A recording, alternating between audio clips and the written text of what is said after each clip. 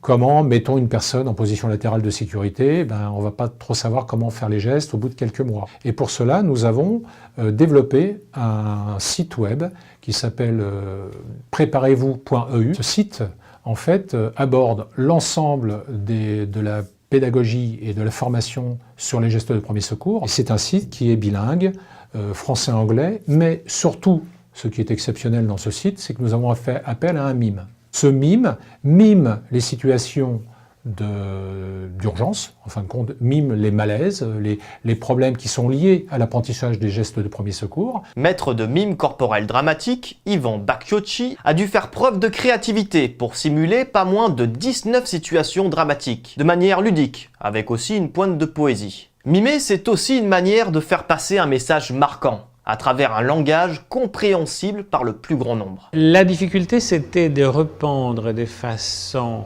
synthétique et pointue au sujet que j'étais censé traiter.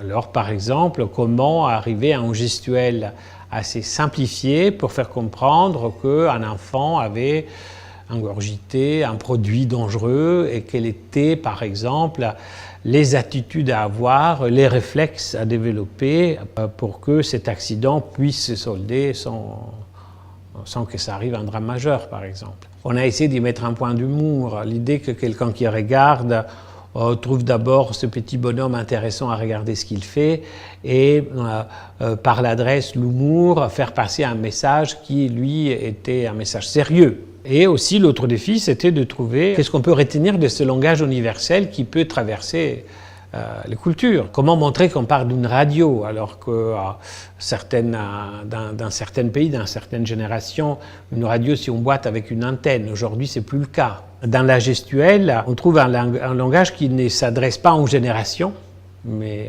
ou à un pays, mais le spectre plus large possible. Un outil pédagogique comme Préparez-vous tend à renforcer ce qu'on appelle la culture du risque. Cette faculté à bien réagir face à un phénomène, tel qu'une inondation ou un tremblement de terre. Moi, je viens d'un pays qui est très sismique, c'est l'Italie.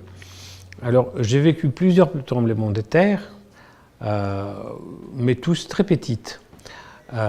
Et donc, on avait un peu pris l'habitude de considérer les tremblements de terre comme quelque chose de presque ludique. Ça tremblait, ça bougeait.